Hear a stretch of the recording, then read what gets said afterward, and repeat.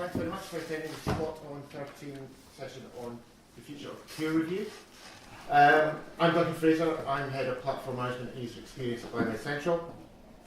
We have for such a hot topic, a hot panel, if you don't mind me saying that.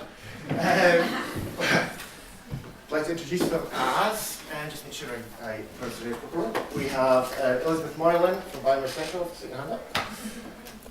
And Delis Karakakis and Mike Taylor from Open Scholar and Libre. Camilla Markram from Frontiers. Keith Collier via Skype from Rubric, all the way from North Carolina. Jan Thomas Sapana from Peers of Science, who got up at 3 AM in Helsinki to make it here today. Thank you. And Eva Armstrong from F1000 Research. The format for today will be 5-minute presentations from each of the panelists, and followed by discussion and Q&A. We have a hashtag of Solo13Peer, so please do tweet any questions you have as the panelists are talking, and we will try and get to them later. That's all from me. Liz, take it away.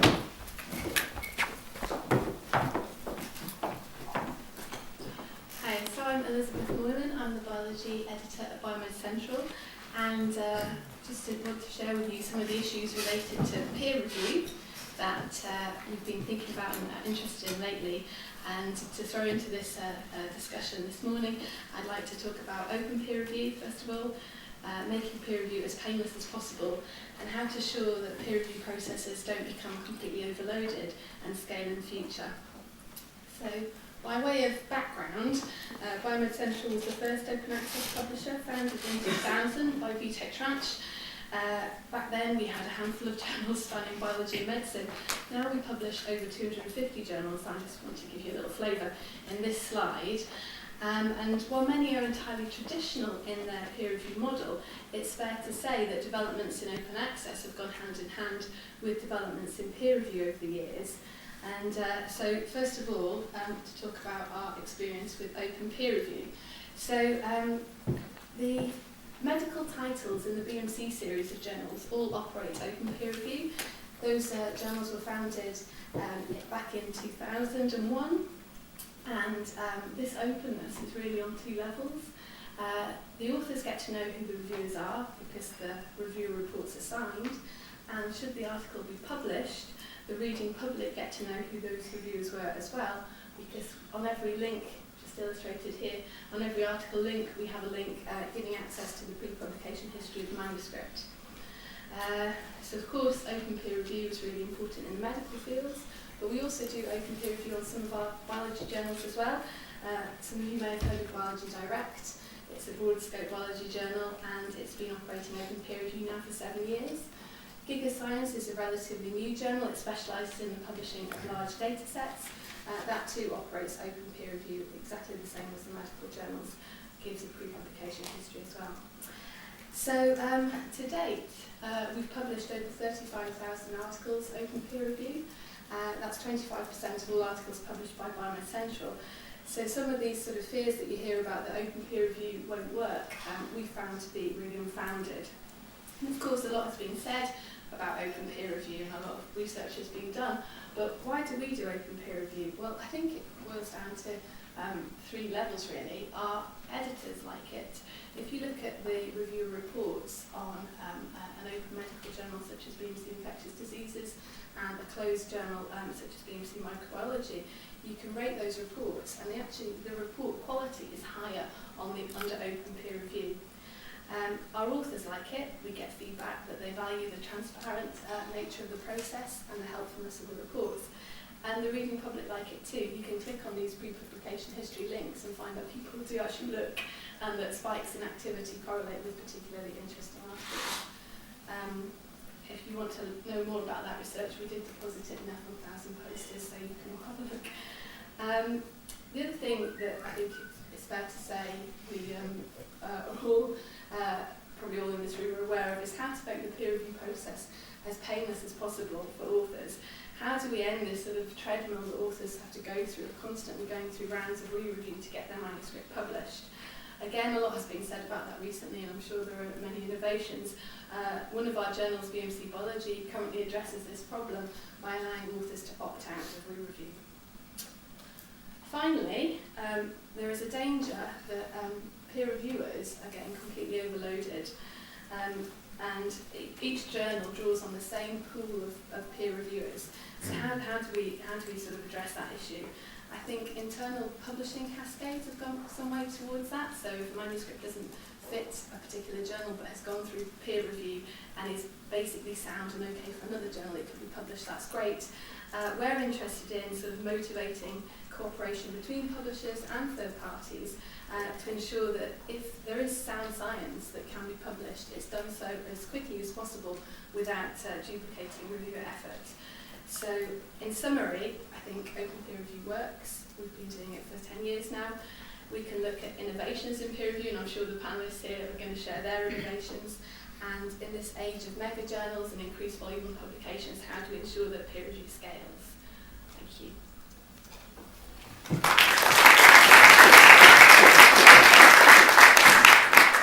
Mike, over to you. Okay, thank you, Duncan. It's very exciting to be here to discuss the future of peer review.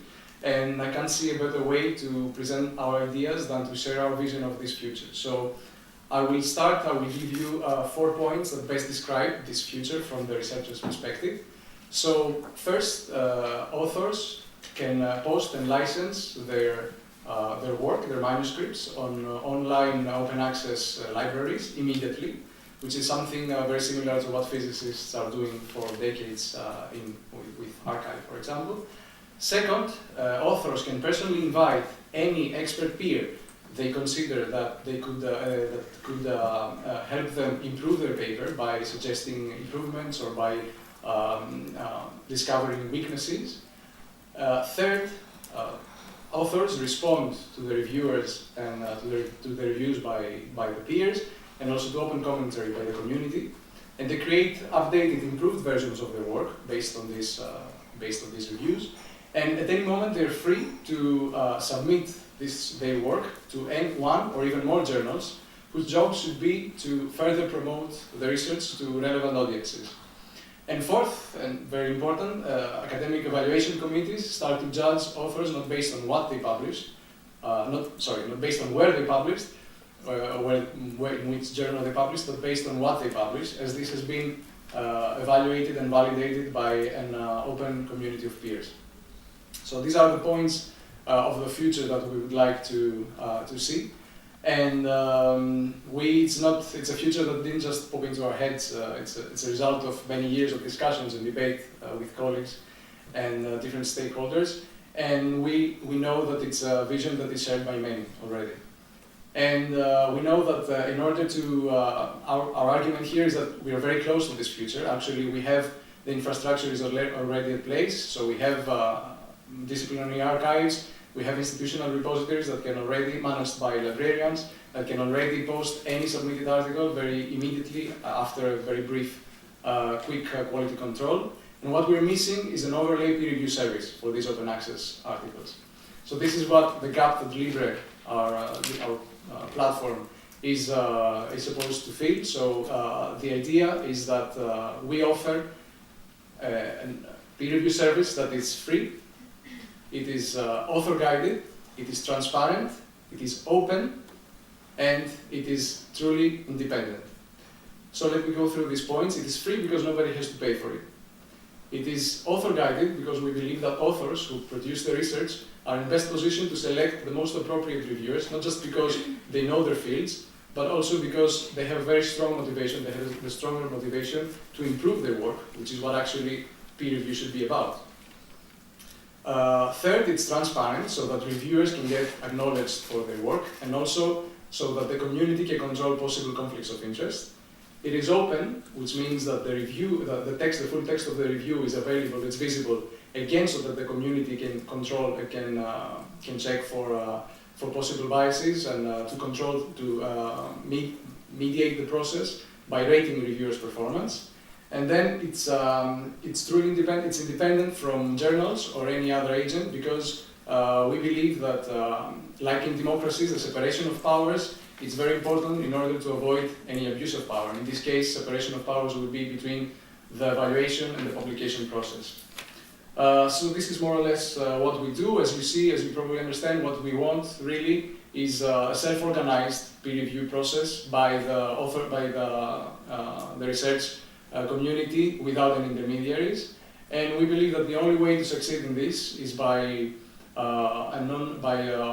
open community of scholars, of volunteer scholars, working using the example of open source platforms. So this is why Open Scholar, the organization that we founded, is an open membership organization, which means that any interested academic, similar-minded academic can join us on equal footing with the rest of us. And this is why we built our platform on open source software. So nothing more, we'd like to invite you, therefore, to join us as we move close to Libre's beta release sometime before the end of this year. Thank you. And then can you the homepage for Open Scholar and Libre? Sure. Oh yeah. Let's show you. That's The live stream's not working. Yeah, I'm just trying to. Okay.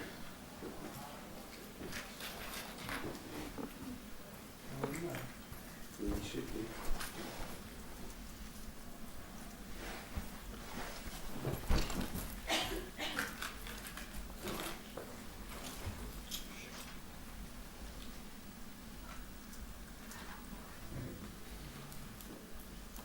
liberatingresearch.org for more info. Cool. and openscholar.org for the organization. Thanks very much, guys.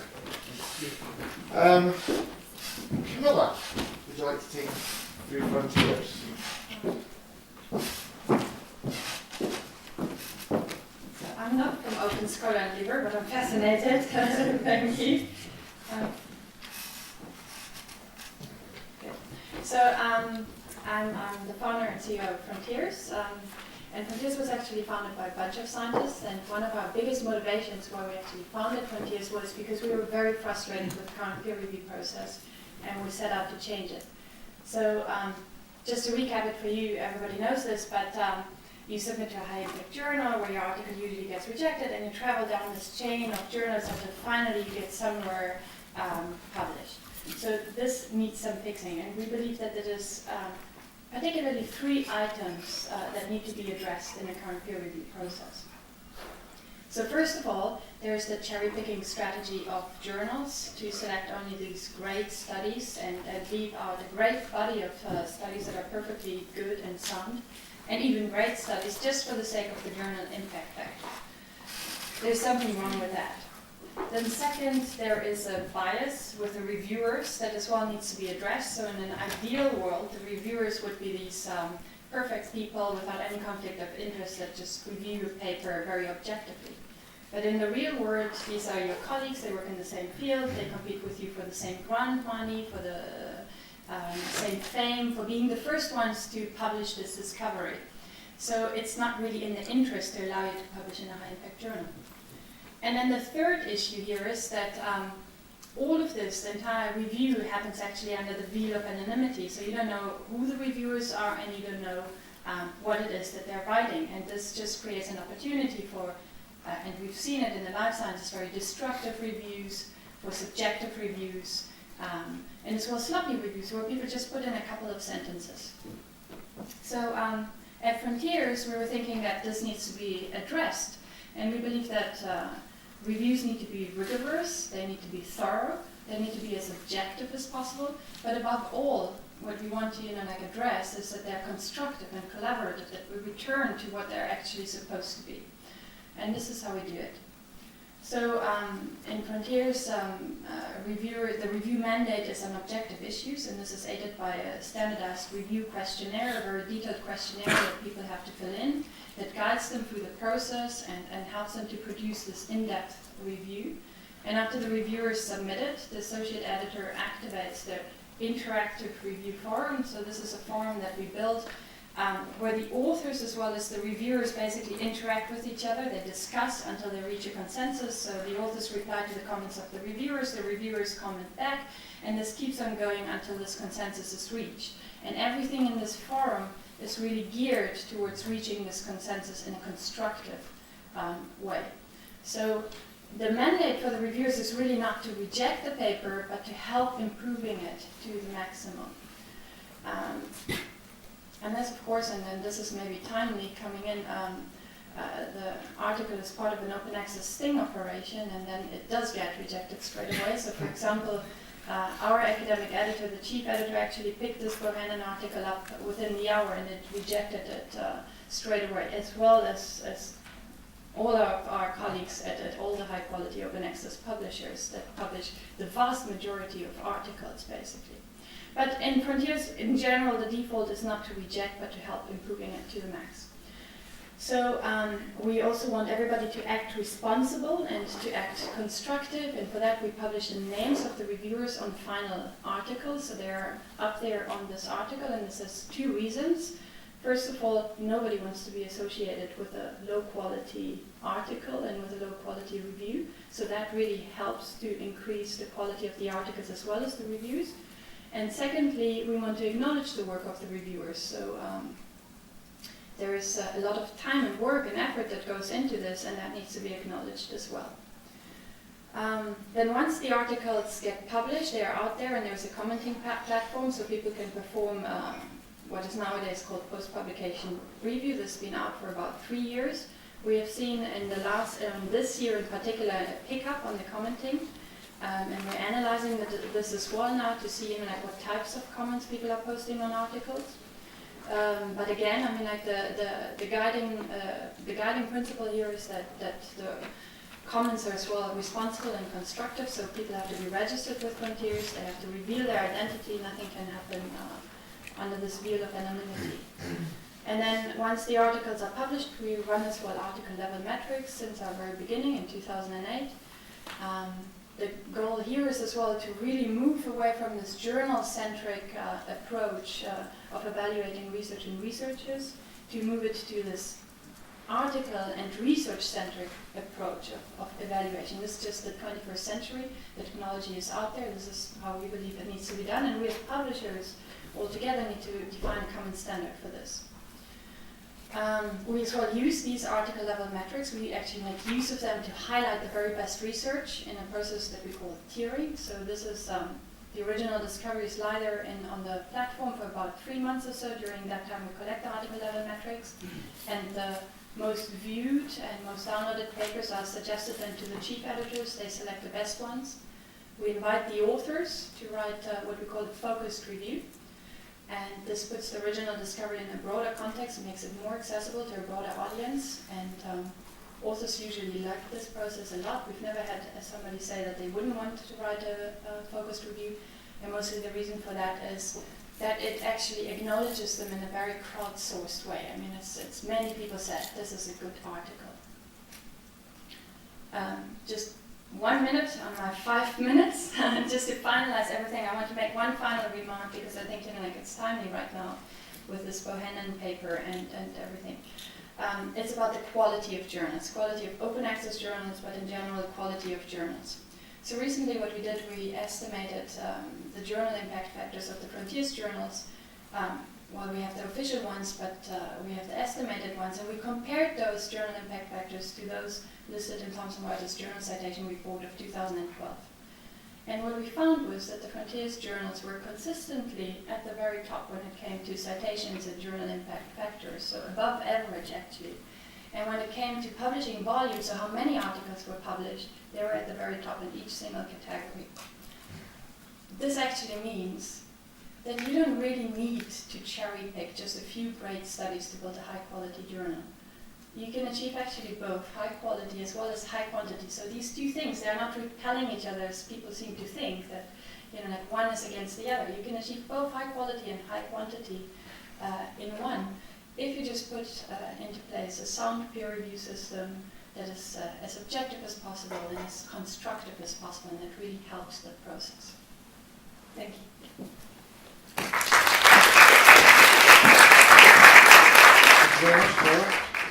slight change of pace now. We have a couple of presentations from Keith Collier on rubric and Jana on Periods of Science, who will be giving us demos almost. So, Keith, can you hear? We can't hear you. Oh, there we go. Got you. Fantastic. Take it away, Keith. Okay, thank you. I appreciate the invite. I'm going to share my screen. Please let me know if you have any problem hearing or seeing what I'm doing here. And thank you for the invitation, Duncan. I appreciate being part of the panel. Really interesting stuff. A lot of stuff that Camilla just mentioned resonates with what we're doing with rubric. The one thing I would start out, and I think Jana will echo this, is that rubric and periods of science are trying to take a slightly different approach to improve the peer. Keith, sorry, we're getting some background noise from you. In fact, that's the one thing we're not trying to do. If you look at the value chain, what happens in publishing, we're really focused on the validation of science, the filtration, and the designation. Not so much. Sorry, Keith, can you hear? Yes, can you hear me? We're getting some background noise from you. Have you got a headset, do you think? Let me try something. Sorry about this. Excellent. Is that better? Yes. Yes. Fantastic. Thank you very much. All right, very good. What I was trying to say there is we are not focused on being a publisher. That's the one thing that we aren't really focused on. But we are trying to smarten up the system, certainly. We think there's a lot of waste. There's a lot of time that's been spent on redundant reviews. We put some information out there about the millions of hours that we think are wasted every year in reviews that are rejected and just done redundant throughout the journal pyramid, if you will. So what we've done is we've created a system that is independent, and we are really trying to be pragmatic about how we approach the problem. We're trying to work with authors and publishers. And so what we've done with Rubric is we have built an independent approach to peer review. And I'm going to give a demo, which is a kind of a first. I usually do presentations. I talk theoretically, but it's nice to actually walk you through the system itself. So really anyone can log into Rubric and submit a paper. It's very similar to any of the peer review systems that are out there right now, but instead of going to a publisher first, you would come to Rubric and get your independent peer review. One of the key things that's very different, and I think Frontiers was talking about this as well, is we've spent a lot of time redefining the scorecard, because what we think we can do here is do a peer review independent of the lens of any one journal that actually helps editorial decisions downstream, but it really can also help the valid science journals, the May open access journals that are just looking to publish valid science. And we think we can do that very simply here. But in addition to that, we think we can actually not only determine valid science, but we can actually set initial metrics upon publication. So we've broken out our rubric scorecard, that's the title of the company, into the areas for novelty and interest of the research, the quality of the research itself, as well as the quality of the presentation. And the scorecard, it's basically based on the ratings of the reviewers. And so I'm just giving you an example here. So these metrics get set by what the reviewers are filling in here, but they can also change the scores. They can put in comments as they go, just like a typical reviewer form. In our approach, we actually ask 3 reviewers to fill out this form, and we ask them to do it in a week. We pay them to do it in a week as an honorarium. It's a double-blind approach, and we take these 3 reviews in a very structured way, and we combine them into what we call the rubric scorecard, which is what I hope you can see right now. And this scorecard goes back to the author, and at that point, the author can do whatever they want. They can actually share it with journals. They can improve the paper. The key point here I want to show is that the initial peer review is double-blinded, and we think that's important because of the way we run the service as a paid service. But if you're a journal and the author is giving you access to the scorecard, you can actually see the reviewer profiles. So we've unblinded them to the journal. But the scorecard itself, as you can see, is highly structured. We try to roll it up into a summary tab here, but you can open them up and see how the 3 reviewers have rated all the different areas of the rubric, and we have standard deviations. We can drill into different areas here for more details in the comments. We run the paper through an authenticate report as well. Whatever we can do to help streamline the process. But what we're trying to do here is create one independent review that's done upfront, that will provide value downstream. And so what we're doing after the scorecard is we're giving the author actually a set of recommended journals as well. And in these recommended journals, this is just a sample here. You can see that the paper matched, and we're trying to give the author information about the journals. And one of the key things we want to show is which journals are friendly to the rubric report. So we have that column here as well. But things like impact factor, the strength of the match, which is really a subject matching. You know, what's the subject of the paper versus the subject that these journals are publishing, the acceptance rates, the initial time to acceptance, the time to online. These are things that researchers have told us would be really valuable. So what we're trying to do is do a very quick peer review, give them a sense of where their paper stands right now, and give them information about journals that they can go in and make an informed decision. And we even have a compare screen here where they can line up journals before they actually make a decision of where to publish.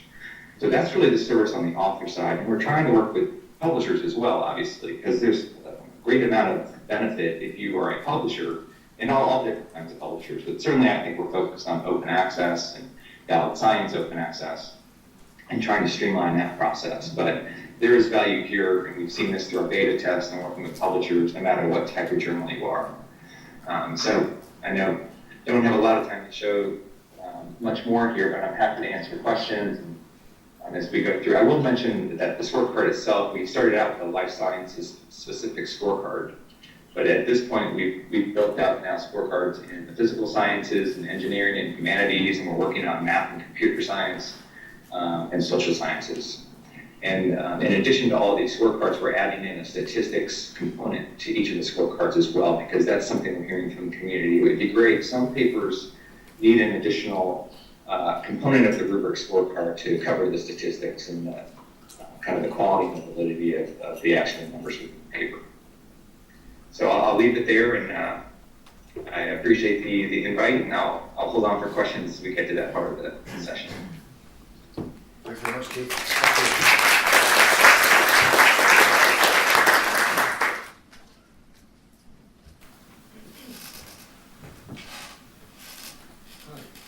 you. Jan. Thank you, Duncan. My name is Jan Seppänen, and I'm from Theory to Science. I'll start with an almost rhetorical question, or introduction to a rhetorical question. Imagine you have an article and you submit it to be peer reviewed somewhere. You get 2 or 3 peer reviews, or if it's a good paper and you submit it to Theory to Science, you get 4, 6, 8 peer reviews. That's my marketing here. But anyways, you get peer reviews, so now your paper has been peer reviewed. The question is, do you now have a peer-reviewed article? Of course you don't. The label peer-reviewed article is given only after a journal accepts your article for publication. And moreover, it needs to be a journal that your colleagues accept as a legitimate scientific journal. So, for better or worse, the journals are an integral part of peer review. There is no really peer review without journals, regardless of who does it. And I happen to think that that's a good thing. It's in these days when distribution is a trivial thing that anybody can do, that validation that journals do based on peer review is a very valuable thing. However, nothing in that implies that the journal must have an exclusive right to dictate who peer reviews what and in what schedule. Nothing in that says that journals must have an exclusive right to use those peer reviews that scientists provided for them for free. Nothing in that says that the journals must have an exclusive right to sit on the manuscript while they're making up their minds. So Theory to Science wants to build a community-based peer review, and that community very much includes the publishers and the journals. We want them to come together to one place where the peer review can take place, and where journals can continue to do their important job, which is to a large extent rejecting papers. So, but it all starts with an author. The author starts by uploading a manuscript into Theory to Science. The author can decide if they want to be anonymous and towards whom they want to be anonymous. Do they want to show their names to reviewers? Do they want to show their names to editors? The author also defines the deadlines for all the 4 stages of the peer review process in Theory to Science. The process starts with a time window for the reviewers to send in their reviews. Anybody who has the right in peer to science to do peer reviews, and we only give it to identified and qualified scientists, can freely engage to peer review a paper as long as they're not affiliated with the authors. They have until the author-defined deadline to submit in their peer reviews. They don't know at this point who else is also peer reviewing this manuscript. But after that first stage, in stage 2, all the others who are not participating in this process no longer have access to this process, but the peers now who provided reviews must evaluate each other. So the reviewers have to give scores to each other. How accurate and justified was the praise for this manuscript? How accurate and justified was the criticism? And what's the quality of the scientific discussion about the implications or suggestions for improvements for this research?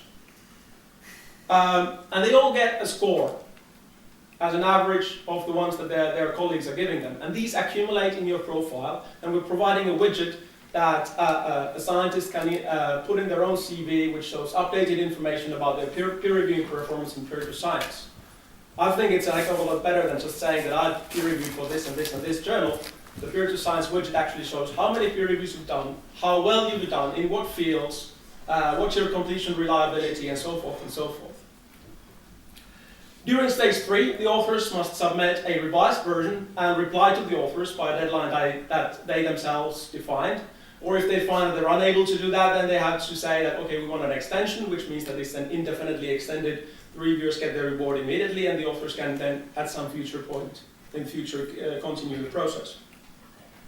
And then during stage 4, the reviewers give a final evaluation, and they now know what the other reviewers said, so they can also take those points into consideration when evaluating whether the final manuscript is now publishable or needs further revision, and or whether it should be rejected. So peer review of peer review is one of the central pieces of peer to science. The other central piece is that the editors of participating journals can access all ongoing processes. They can quietly follow stuff that is interesting them. They can quietly drop things that no longer interest them.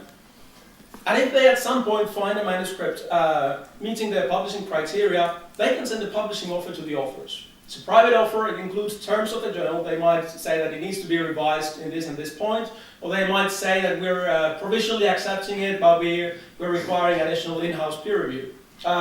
It's all up to the journal. Peer to science doesn't dictate in any way the terms that the journals might want to put in place. The author is free to say yes or no. They can accept or reject. If they accept, the journal gets a message saying that the offer has been accepted, and if the author was anonymous thus far, at this point, their names are revealed to the editors. The author's choices don't end there. I mean, there's quite a bunch of journals already participating who can send direct offers. That's just a few of them. There's plenty more. But the authors can also decide that they don't like any of the offers, or maybe they didn't get any offers. They can export the manuscript outside. There's a few journals, or actually 2 journals, participating in our Connect program, which means that there's a single logo there that the author can click, and the manuscript is submitted to that journal with the peer to science reviews included, and the journal can decide case-by-case basis what they want to do with those. Or the author can create a link giving access to these peer reviews and include that when submitting to any journal of their choice. Of course, it's then up to the editor of the journal if they want to use the peer reviews in peer to science. We believe as we're growing to be known more and more, and people realize how this peer review and the open engagement opportunity helps to establish trustworthy peer review, more and more editors would be willing to consider those reviews without needing any extra ones, and that can lead to rapid publication for the author. So in a nutshell, there's 3 things that are important here to science. One is freedom. Everybody's free to decide the level of anonymity for them. The author is free to decide the deadlines. Importantly, there's peer review, which provides a reward system, and importantly, a punishment system, because your scores suffer if you make a sloppy or biased peer review.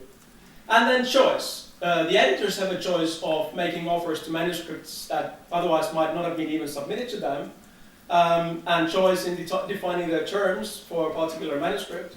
And you also have a choice of saying yes or no to sometimes multiple offers. We already had cases where authors received offers from 3 journals and were able to pick the one that they like most. So, thank you. I'm looking forward for your questions later on.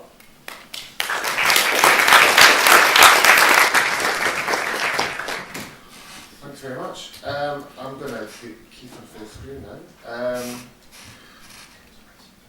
Eva, do you want to finish up with a class from F1000? I'll do my live online. Okay. Oh, you're going to do live online? Yes, All right, I'm okay, going good. to do the website. Yes, it's funny when Duncan decided the order for this panel, he put me last because he said that our model was the most radical, but actually the way that we do peer review is very similar to traditional journals. It just happens at a different point in time. And I can show you what it looks like.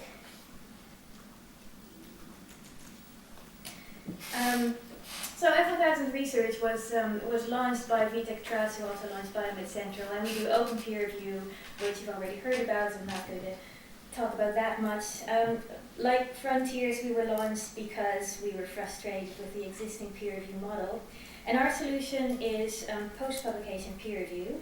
Actually, I need to go back to the top of the page. So we have a timeline of how it works, and I'll just put that on the screen. Ooh, can I move Keith around? I'll just keep over these buttons. So when an article is initially submitted to us, we do an in-house editorial check to make sure that it's a scientific article, to make sure that all the data is included, because we insist that authors include all the underlying data with their papers. If they don't, we won't publish it. We do plagiarism check, we just check if everything is complete and there, and once it's okay to send out to peer reviewers, we also publish it online. And from receiving the final manuscript and having it all confirmed to putting it online is just a matter of days.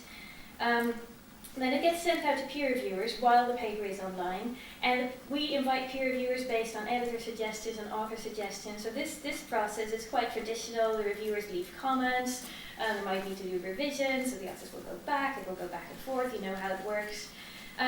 But this whole time the article was already published. So what happens in our case, after an article passes peer review, that's the point at which it will be indexed in PubMed, Scopus, Embase, the external databases where people are much more likely to find it. Until that time, the only place you can find it really is on our website. So if you go to the page with all the articles, you can see what it looks like. So we have split up the articles into 2 tabs. One is all the articles, and one is index. So index are the ones that have passed peer review. So I'll go in there now because I want to show you the peer review process. Okay, this is an interesting one. So here you can see that every article looks like this. So next to the title, it will have an article status summary. Papers that have just been submitted that clearly haven't been peer reviewed yet, it will say awaiting peer review. This one has already published 2 versions. The first version on September 25th, and it had a peer review comment from, and everyone is named, Maximiliano Gutierrez. So you can exactly see, click the report, and it will take you to the bottom of the page. You can see exactly what he wrote, continue to see full details. And this is all very similar to what happens with most journals, except it's happening live and it's completely public, and I can just take you to the website and you can see peer review on a paper. So in this case, the authors responded with another long list of comments, and then they went back and just with this feedback from one reviewer, they made some changes. They uploaded their second version, November 1st. It has a little orange revised button. And now you can see, I'm not going to click reports again because I don't want to go up and down. Now you can see that this reviewer was happy with it now, gave it a check mark, and there are 2 additional reviewers who didn't even really have time to look at the first version. They also said, one said it's okay, the other one question mark means minor reservations. Now this article is now indexed because to be indexed in the databases, they need either 2 positive referee reports, so 2 check marks, which this one has, or 1 check mark and 2 question marks. So this one is past the requirement for what you need to be indexed. And that gives a really interesting view on whether or not this paper is interesting or not to you as a reader, because in this case you can see, hey, it's a good paper because 2 reviewers like it and one has maybe a few comments. You can also see, let's see if I can find it quickly. Exceptional papers will have an exceptional number of check marks. Yes, I found it. So this one has 4 reviewers, 4 very positive reviews on the very first version of the paper. So that says something about that paper. And we're a mega journal in the sense that we publish papers across the life sciences. So we really use these article type data, like the review reports on an article, to basically make a statement about it or give the readers more information. And then, let's see what else I wanted to show you. I showed you the new versions. We have different types of versions of articles. So I showed you revisions, which is in response to reviewer comments and is most interesting in this context. I very quickly want to show you, it's also going to be on the home page. Articles can be updated at any time, so they're continuously updated pieces of scientific information. Can't find it right now. We've uploaded too many articles since then. It's going to be a little green. Better marketing there. Exactly. You did the same. There's a little green follow-up article somewhere. We have an article type called follow-up, where if you write, for example, a review article and a year later a lot more has happened in that field, you could come back and write the follow-up of just the most recent information, and that is all connected. So all these updated versions of articles are tied into each other, and they'll each get their own peer review associated with it.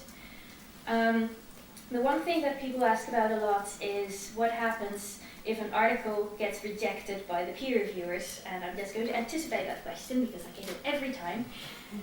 We cannot reject an article because it's already published, so our rejections happen in the editorial check in the office. That's the point at which we reject something.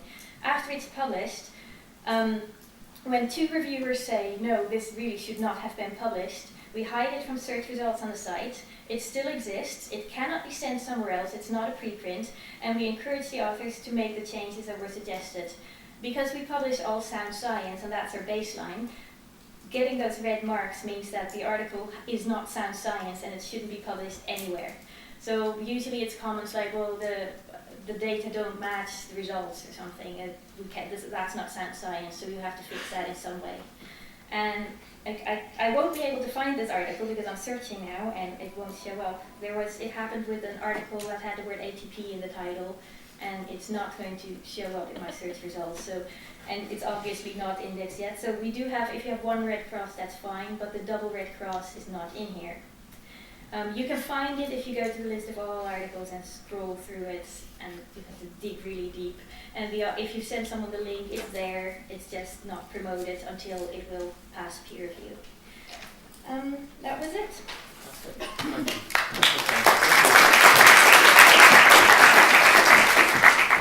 So we've had open peer review, double-blind peer review, pre-pub peer review, post-pub peer review of peer review. Quite an ecosystem. I'm sure there are questions. Please. Do we have a running mic? Yes. We do. Straight up the back, yeah. I can shout. Okay. How? No. We need the mic for the live stream. We need the mic for the live stream. Well, mine's very quick. How does it all fit together?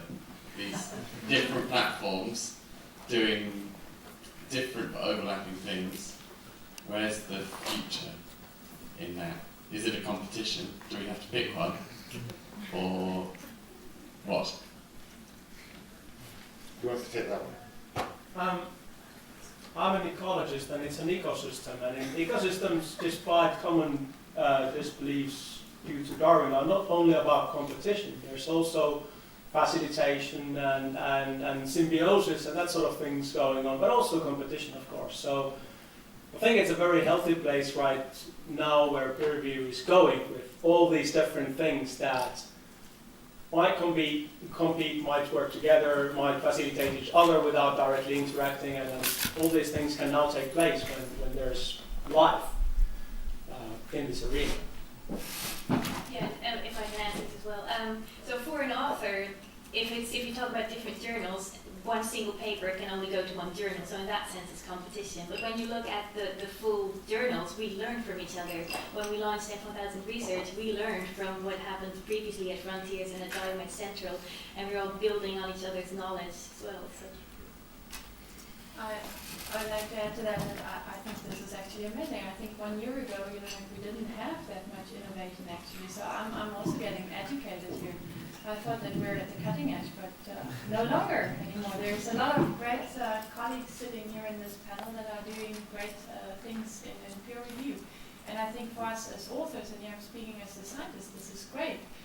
5 years ago, there weren't that many options out there, and now there are many more options of getting a fair and valuable peer review out, and many options to get your paper out there as well.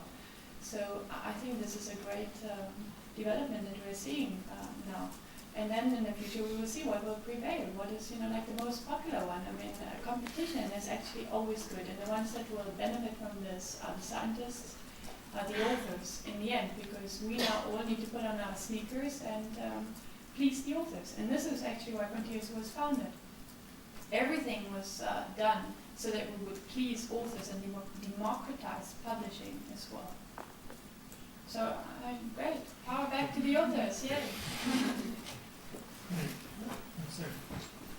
You want to go first? Okay, I'll go with it. So, a couple of questions. One relating to the previous question then was something that I was thinking about as I was listening to all this. I mean, competition is good, maybe for the companies, but if you think about the scientists who are doing these reviews, so, there's more pressure for them to do more reviews for more different sites. So I just wonder if there would be a benefit for some kind of a global system where if a paper's been reviewed, for that to kind of be logged somewhere and available to everyone else. Because as a scientist submitting a paper, you could be getting, dozens of reviews, rejection after rejection. So this paper has been peer reviewed so many times, but it's not publicly available, and it's kind of wasting resources. So that's one question. There is a need for some kind of global system, something like, logging clinical trials, logging peer reviews of specific papers.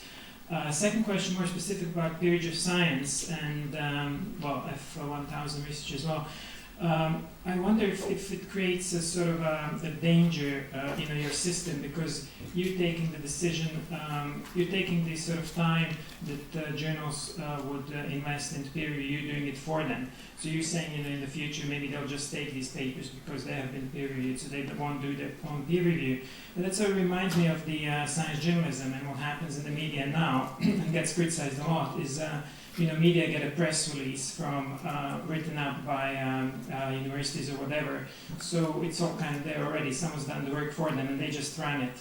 And this gets criticized a lot because it's saying it's taking away from proper reporting, proper journalism. And I wonder if your system could do something similar to science. So instead of the journals being doing the quality check, someone's already done it for them, so they just run it.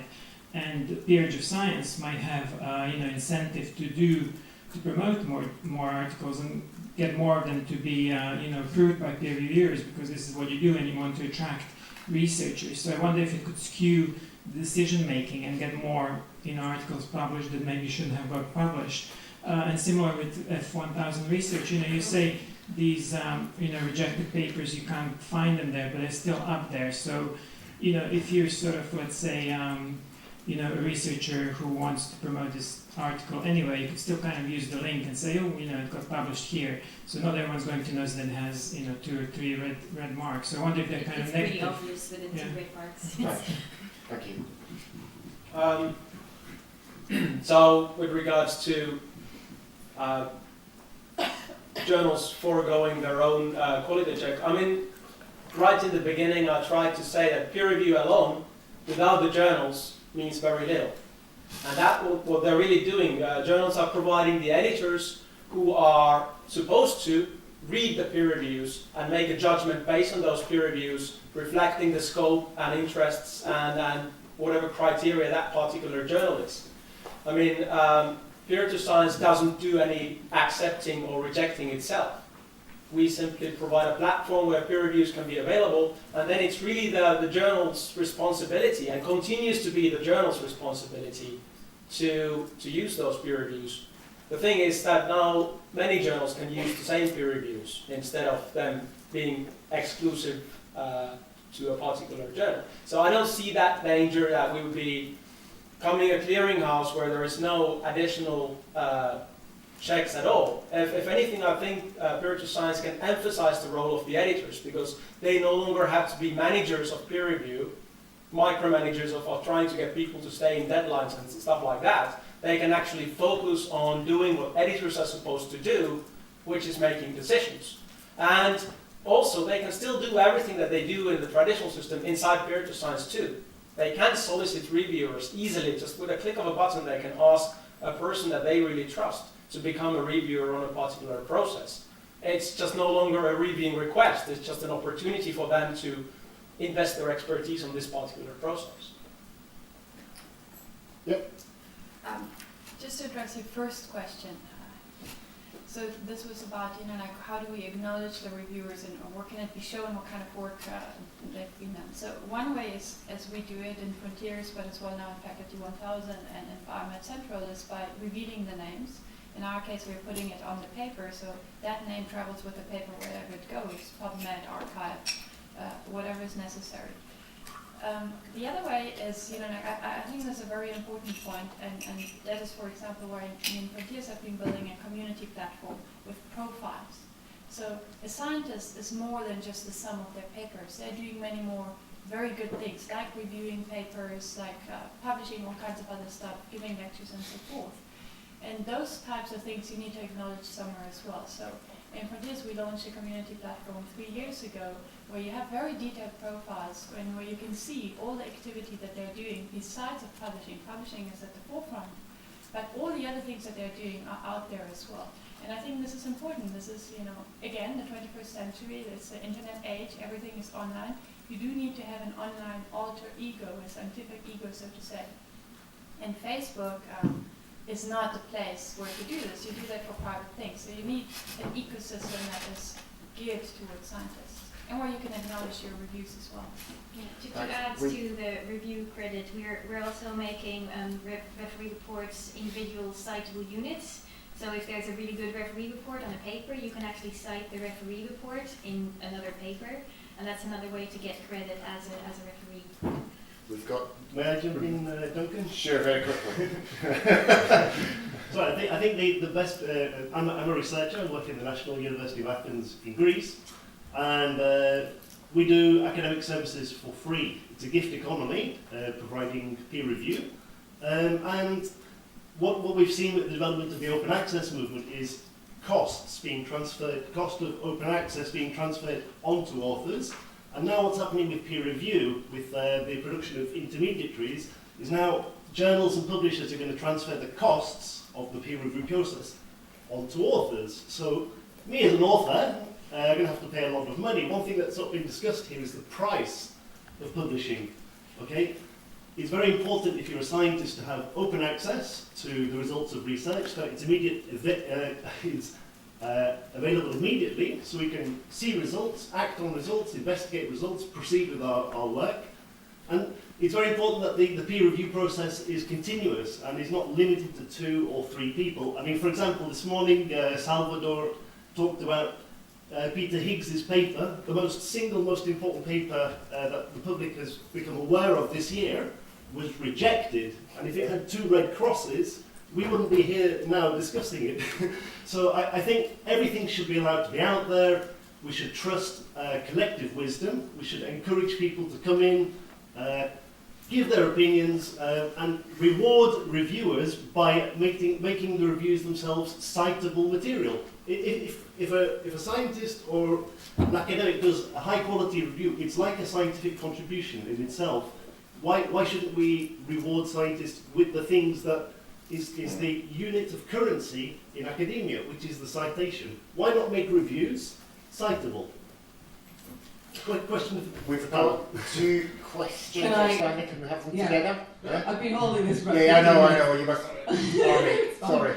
No, it's a nice segue actually, because as scientists, I've just got my degree, PhD, Congratulations. And thank you. I've been in the business, what I tell people, I'm in the business of writing science papers. That's my business. That's the collateral. And now all the journals and all the peer reviews and all the hard work that you seem to be attributing to these papers, I read them in a PDF viewer. All that stuff is lost. I download it from your website and I don't know if it's got 2 ticks, 1 tick. Everything with us is included in the PDF. See, this is what I want to know. So the future of the PDF, or the future of a format of that business of science that I'm reading on my tablet or whatever it is in the future, how do you see all of these things you're doing now?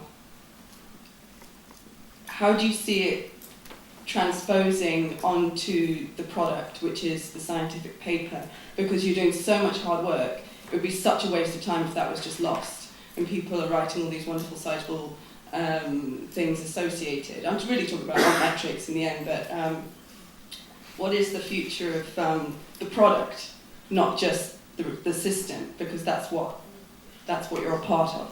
Can we have the second question as well, and you can take both at once, if that's okay? So mine is also around citation. So it's preempting the discussion later on what is the scientific record. So increasingly journals are being asked, asking authors to deposit their data as well, software models and so on. And I was wondering, what's the future for peer review when we have to take into account that we must peer review not just the paper, the publication, but also the other assets that form part of the scientific record? Is it too much of a strain on a single set of peer reviewers? And if so, how do we manage the peer review process? Thinking about the last question is about, again, giving contribution to reviewers, because a review could be, you can invest the same amount of work that you would invest writing a paper or reviewing data, as long as you have the same acknowledgement, academic credit, as writing a paper. I don't see why reviewers, if we reach a stage where they are properly acknowledged for their work, why wouldn't they invest more time than they actually do? And this would obviously increase the quality, and we would find easier reviewers, because they would have really intrinsic motivation to perform good reviews on data or on articles. I think it's also fair to say, and I mentioned it in my talk, that we have to really motivate publishers and third parties to collaborate and work together. And there are consortiums out there which will, if a paper doesn't fit their particular journal within their publishing house, it may fit another journal. And open peer review could facilitate that much easier. We don't all have to go back and check, will the reviewer let us have their reports? Will they be, we could facilitate that, and it's much more about the tools and motivation to make that happen. Maybe with regards to the future of the PDF, I agree with you. It's a very static and stupid PDF. So I mean, that needs to change, and we need to work on that. It needs to become a portal, a window into the internet, and it's so easy. You can do it. You can even insert, like videos into it. So like if it comes to reviews and the reviews are available, give it a link in the PDF from the reviewer's name back to the website or to another PDF document that is sitting somewhere. When it comes to materials and methods sections, link it back to companies or products. When it comes, like to figures, yes, link it back to data, exactly. When it comes to figures, there's a discussion around executable figures. You can insert that into a PDF too. You can insert videos into a PDF. So we will be seeing lots of developments Beyond the there as well. PDF. Beyond the PDF. Beyond the PDF. Utopia does. Yes. Yes, as I mentioned, we do account for PDFs, and the PDFs include that same little table with which versions have been published and what the referee comments were. The full referee comments and names are also at the end of the PDF, as well as any comments by readers of the article. So anyone can leave a comment on an F1000 research article, and we've had really interesting feedback from readers, and that's all included in the PDF as well. But still, there are things that you cannot do with a PDF, especially if you print it out. You cannot see anything move around and nothing is interactive. It's just a printed out piece of paper. So we are also looking at things that are not that compatible with the PDF. And one thing that we're launching this weekend at the Society of Neuroscience is a data plotting tool where you can actually reanalyze the data within an article. So I mentioned that it's all included. And that's really useful because there's a lot of talk recently about the replication problem within science, and the fact that something is published once and then nobody else can publish it again, and nobody bothers to redo the experiments. We are actually forcing people to play around with it and look at this and see if you can redo this graph, see the information that you're interested in. But that's something that you can't really put inside a PDF, so not everything is PDFable. I just want to make a quick comment on what Mike said about publishers pushing the costs of peer review to authors with these intermediaries. With respect to peer-to-peer science, is that our business model is to charge the publishers, and it's free for the scientists, and the publishers continue to be the entity that makes peer review possible by paying good money for it and then actually funding it, and then that's one justification for them to then drive revenue from the publishing process. So not all intermediaries are charging authors. Whatever publishers have to pay eventually, they get the money from authors. So even if even if a publisher pays intermediaries for fantastic service, I really believe these are excellent steps forward. And it's great that peer review is evolving, but those costs, wherever they are received from, eventually comes from authors and their institutes and their national governments. So those costs may in the end, taxpayers pay everything. But institutes also pay for subscription journals. It's just instead of buying a subscription, they now pay the researchers to publish. It still comes from institutes. Yes, in Greece 3 months ago they cut all subscription bundle payments, and we have absolutely zero access to over 1,000 journals. And it's totally unnecessary because most of the scientific research is available open access immediately on institutional and disciplinary repositories. So why should we be blocked? That's my concern. Last 2 questions before lunch. Yeah. Hi. My question is about a possible side effect of this kind of decoupling the peer review process from the journals. It might just be specific to my field, so it's a completely straight question. Which is? In my experience, sorry. What's your field? What's your field? Papers are, hearing sciences. In my experience, the reviews comment on the suitability of the paper for that particular journal. So journals obviously have different areas of interest and different expert levels, if you like. So if you have a kind of general review done objectively, sort of on its scientific merit and sort of how good the contribution is to science. And I saw one of the slides earlier was sort of ranking the group of people that would be interested in this paper on a scale from 1 to 10. So that's bad to good, isn't it? But science and publications aren't always just better if they appeal to more people within that field. It's a point of specialisation, isn't it? So is that a side effect of decoupling these processes? Well, do you want to ask your question and then we'll deal with them both together? If that's okay. Well, I really have a comment to make. Jan Velter is my name. Maybe some people know me. 15 years of open access advocacy, if you wish. I just want to say something about the PDFs because it sounds to me that not everyone is familiar with Utopia Documents, which is a free PDF reader that does many or possibly all of the things that I just hear, and it works on any PDF. And I just encourage everybody to look it up, use it, and see what it can do for them, because it's essentially it brings a PDF, it connects a PDF to the internet. Thank you. Well, regards to the question of reviewers being able to tune their review to a particular journal, I think it's a bad thing. It's a horrible thing that they do it. I remember receiving reviewer reports saying that it was an interesting paper, it's a very timely topic, there's nothing wrong with the methods, excellent data, really interesting results, but it's not nature material. And it's really not the reviewer's job to say that. It's the editor's job to use the peer reviews, what the reviewers say about the scientific significance of the work, and reflect that on the scope and the criteria of that journal, and then say, this is not nature material. the reviewer is sort of encroaching the editor's territory if they are making the statement. And I think it's horrible if editors are actually listening to that sort of comments, because the reviewers should be judging the scientific merit of the paper impartially and without those nature goggles on when they're judging the paper.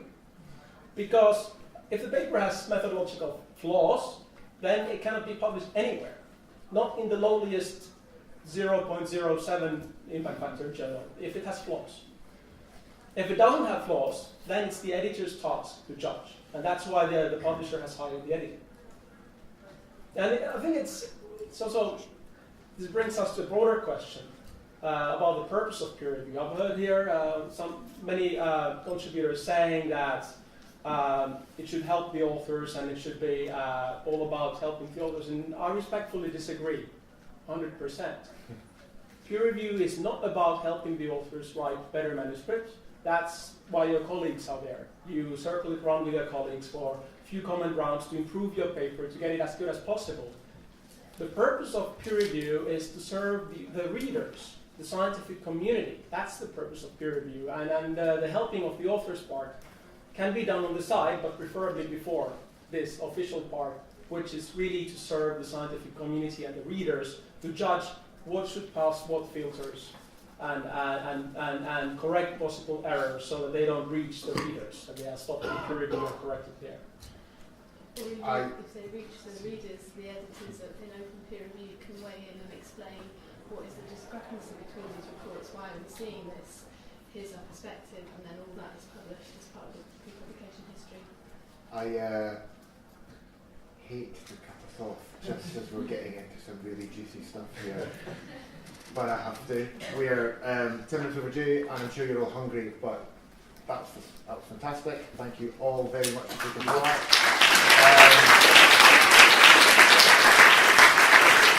Thanks to you guys for coming along, and I'd just like to just stick your hands up if you think peer review is perfectly fine just the way it is. Thanks very much. Cheers.